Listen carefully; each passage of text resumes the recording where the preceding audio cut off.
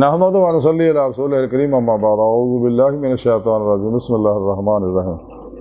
قال هذا صراط علی مستقیم صدق اللہ مولانا العظیم و صدق رسولہ النبی الکریم لا الہ الا اللہ محمد الرسول اللہ قرۃ عینی بک یا رسول اللہ صلی اللہ علیہ وآلہ وسلم لبیک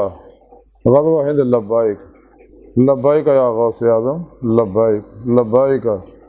یا رسول اللہ لبیک لبیک اللہم لبیک ازل تو لے کے اب تک اللہ سونے دی بے حد حمد و ثنا اللہ دے پیارے حبیب تے بے شمار درود و سلام تو بعد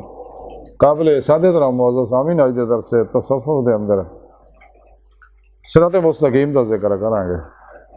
قرآن کریم دی سورہ ہجر دی 43ویں آیت پاک جڑی مینوں تلاوت کرنا تو سنن دا شرف حاصل ہے۔ اس آیت پاک سنے رب نے فرمایا کہ اللہ جل شانہ نے فرمایا کہ اے میری طرف آن والا سیدھا رستہ آیا، یعنی سونے رب نے فرمایا کہ جیڑا رستہ میری حضوری چ پہنچدا ہے، میری بارگاہ تک پہنچدا ہے اور یہی سیدھا رستہ ہے۔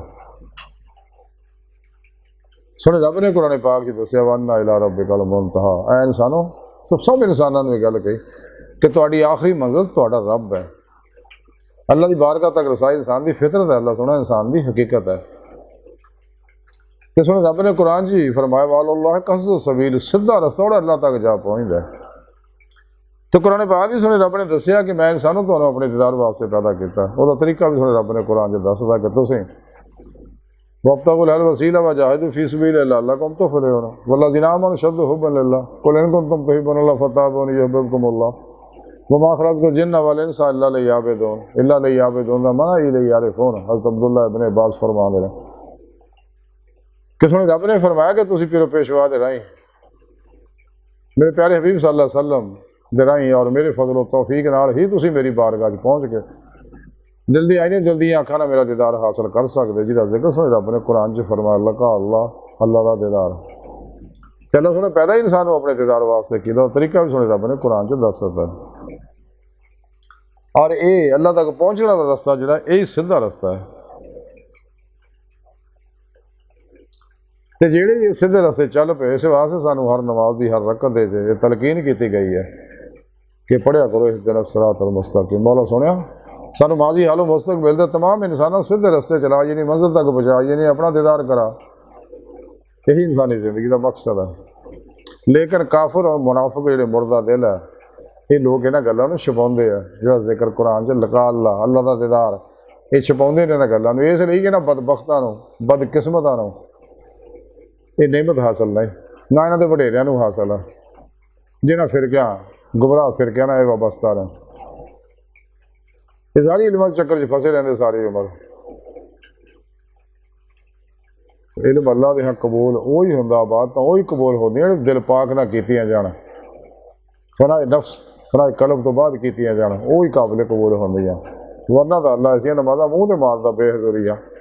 اس واسطے کلندر لاہوری اقبال نے فرمایا سی بے حضوری ہے تیری موت کرا زندہ ہے تو بے حضور نہیں، تیرا امام بے حضور تیری نماز بے حضور، ایسے امام سے گزر ایسی نماز سے گزر، برا مار ایسا نمازاں جڑیاں تینوں فائدہ نہیں نماز کا وہ اج دے بارے میرے پیارے نبی صلی اللہ علیہ وسلم فرمایا صلاۃ معراج المومنین، نماز دا مومناں دی معراج ہے، اللہ دا دیدار کراؤندی ہے۔ انہاں بدبختاں نوں نعمت حاصل نہیں، بدقسمت لوکاں نوں کور چشم ہے، عقل دے انے ہے، مردہ دل لوگ جڑے نے۔ ساری ساری گفتگو کا خلاصہ یہ ہے کہ سونے رب نے فرمایا کہ اے رستہ سیدھا جڑا میری طرف آ رہا، یعنی جڑا میری بارگاہ تک پہنچتا، میری حضوری چ پہنچتا، تے سانوں چاہیے تمام شیطانی رستیاں تو منہ موڑ کے اللہ کے رستے دے مسافر بنی ہے، تلاش مولا چ لگی ہے، تاکہ اسے دنیا سے اپنا مقصد حیات حاصل کر دی۔ اللہ سونے بارگاہ تے گہرائیاں دعا اللہ سونے اس بڑے حقیر پر تقسیر مارے کمزور کم علم عاجز مسکین بے سہارا انسان ہے۔ سارے پیرو پیشوا دے تیرے پیارے حبیب صلی اللہ علیہ وسلم دے تیری سونی پاک ذات دے ساڈا کوئی سہارا نہیں، سانو دنیا قبر اور آخرت سارا عطا فرمائی، اپنے دائمی دیدار دی نعمت عظمت دولت کبر عطا فرمائی اللہ، بس باقی سب حوث ہے وما علینا الا البلاغ المبین۔